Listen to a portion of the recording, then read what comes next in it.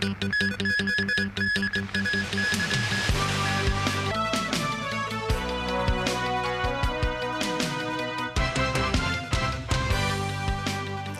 evening, and thank you for joining us. A Fire Services Department officer on Wednesday stated that many complaints about the Wang Fuk Court renovation project were outside their remit. Mimosing reports. The public hearing resumed at Central City Gallery. Michael Yong, an assistant director of the Fire Services Department, first testified in the morning session. Victor Dawes, the committee's senior counsel, listed issues that had been discussed in the previous hearings, including movable boards installed at the emergency backstairs, foam boards, scaffolding mesh, and workers' smoke habits. He asked Yong which government department should have handled those issues-related complaints. The FSD officer said the first three belonged to the Buildings Department's independent checking unit, whereas the fourth one was the Labour Department's responsibility. When Dawes said it seems no complaints fall within the scope of the FSD's responsibility, Yong agreed. An audio recording that shows a complaint of a Wang Fuk Court resident to the FSD about foam boards on windows was played. The department said the application of foam boards to shield windows wasn't under any regulation, but the FSD could send someone over to inspect the situation if the resident had concerns. Asked if the most ideal handling of such a complaint was to transfer it to the independent checking unit, which the FSD didn't do back then, Yong said yes.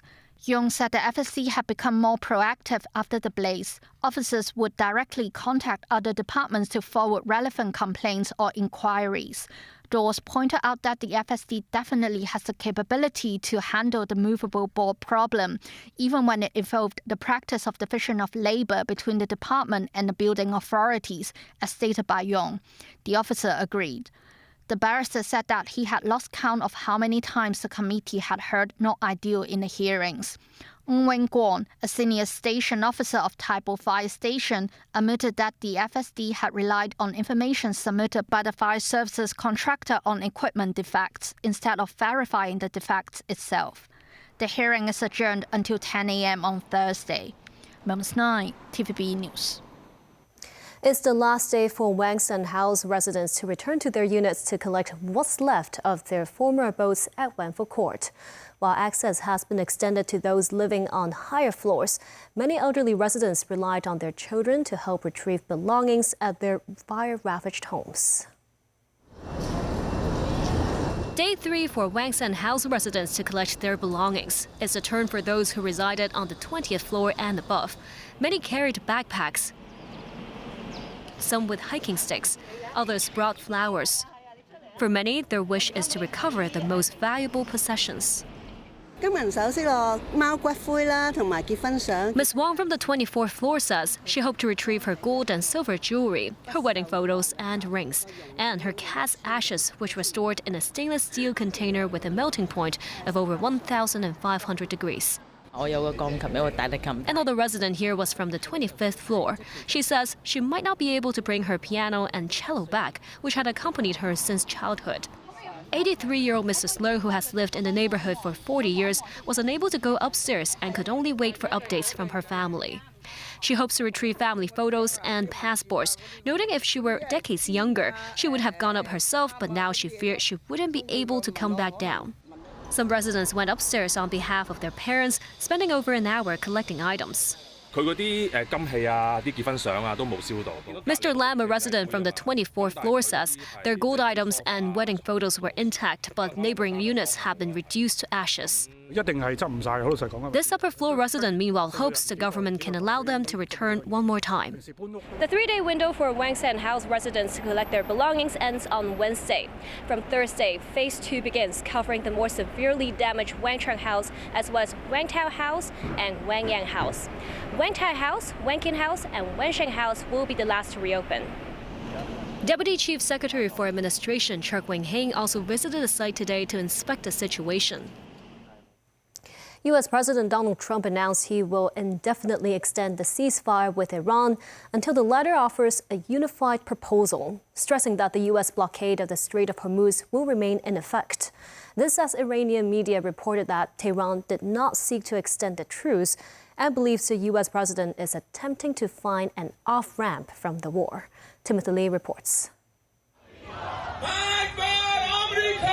Iranian state media released footage of a midnight assembly in the Iranian capital on Tuesday after U.S. President Donald Trump's announcement of the ceasefire extension. This as the two-week truce between Iran, the U.S., and Israel was set to end at 8 a.m. Wednesday, Hong Kong time.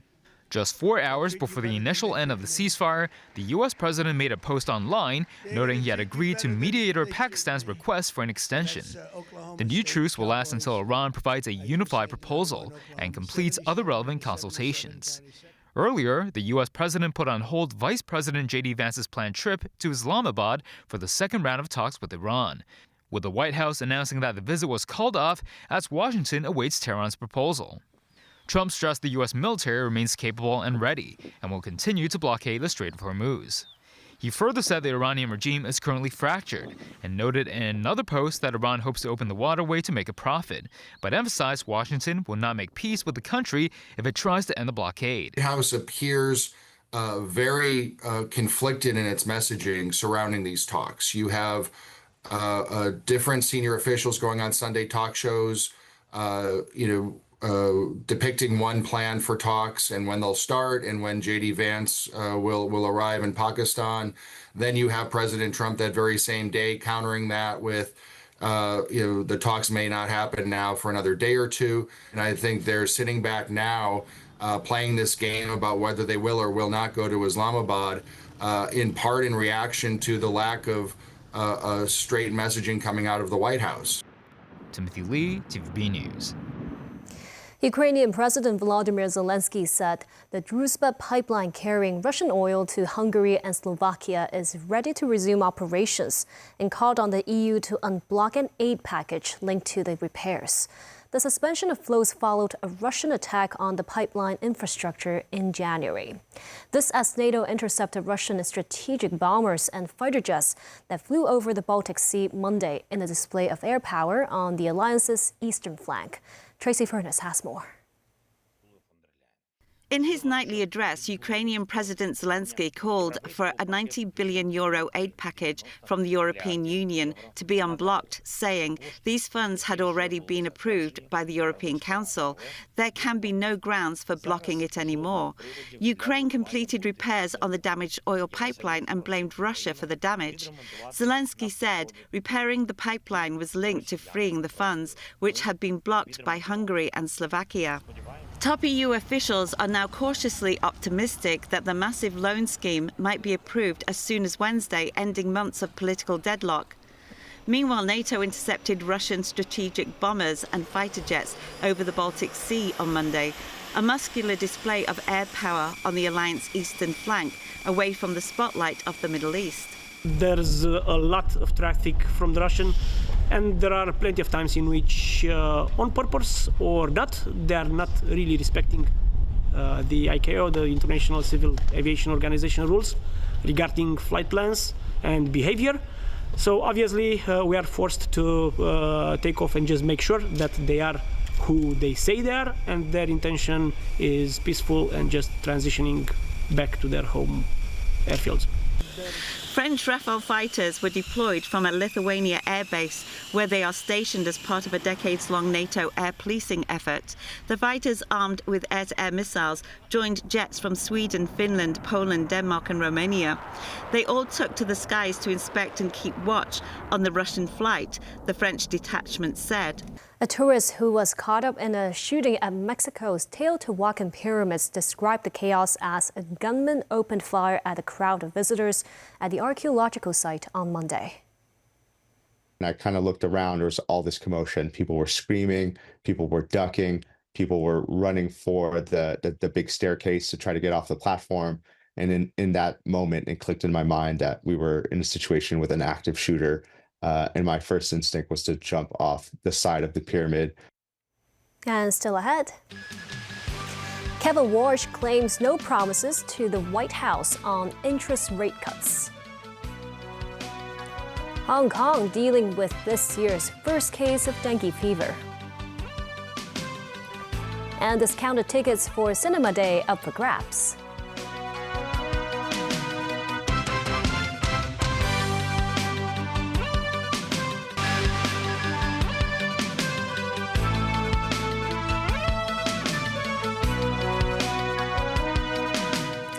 Welcome back.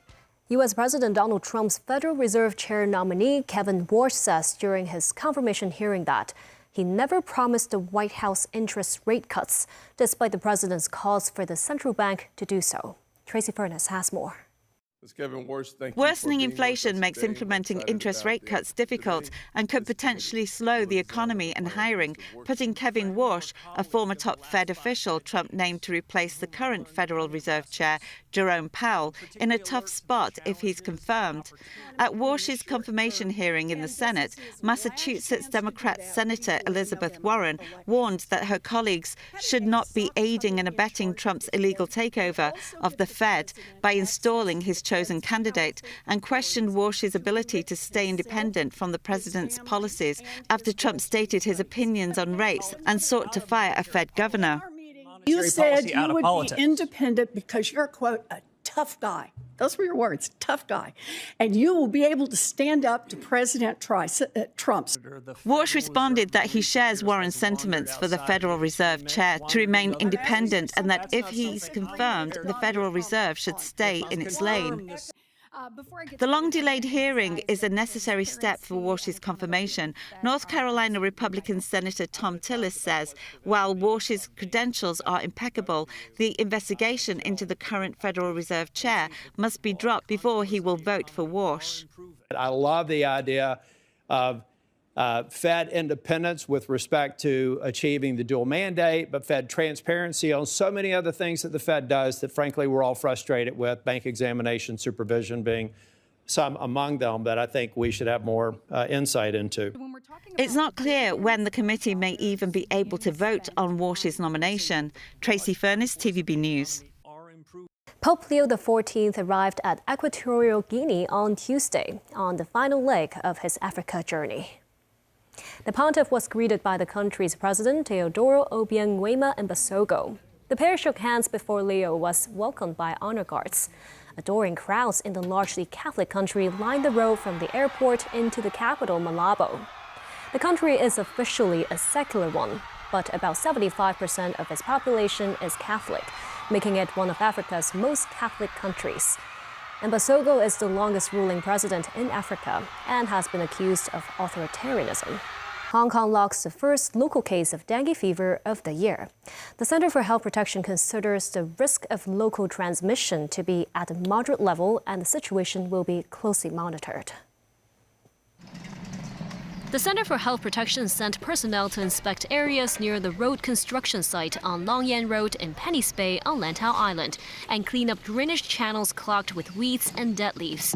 CHP says the city's first local case of dengue fever this year involves a 21-year-old male patient who had been bitten by mosquitoes while working in the area. Speaking on an RTHK radio program, head of CHP's Communicable Disease Branch Albert Au says, for the sake of prudence, the person in charge of the site has been advised to remove water containers at the site and instructed to temporarily suspend work there until the area has completed mosquito control and other prevention efforts. The patient lives in Taiwo Estate in Taipo, and authorities have set up a health station in Taiwo Plaza to provide free dengue antibody testing to the public. CHP says the overall local transmission risk is at a moderate level. Al says with the rise in temperature and the arrival of the rainy season, the environment is very conducive to mosquito breeding. Alongside a high incidence of mosquito-borne diseases in Southeast Asia and neighboring regions, the public should not overlook the risks of an outbreak. He says CHP would continue to investigate and closely monitor the situation. It will be Cinema Day this Saturday. All movie tickets that day will be priced at $30. Tickets went on sale at noon today. The MCL Cinema website had over 3,000 people in the queue, with a waiting time of about 30 minutes to enter and purchase tickets. A total of 52 cinemas are participating this year. Just like previous years, all screenings, including IMAX, are priced at $30. Each person can buy up to 4 tickets per transaction. Fourth year in the running, the discounts are sponsored by the Cultural, Sports and Tourism Bureau through the Film Development Fund.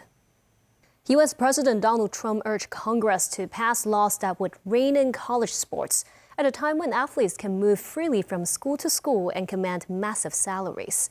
Trump spoke at a White House event honoring some 100 athletes from 7 teams that won NCAA championships in 2025. Trump this month signed an executive order that would limit eligibility to 7 years, allow 1 transfer without penalty for undergraduates, stop pay-for-play schemes, and build in protections for women's and Olympic sports. The president said he is keen to make sure the less glamorous sports programs get to survive in colleges. Earlier this month, I signed an executive order to implement a number of key reforms protecting programs like yours, which don't always get the top headlines, but are crucial to strengthening years and years of education and sports and the ability to compete and to win, which we need very much. And that's the news. Thank you for watching.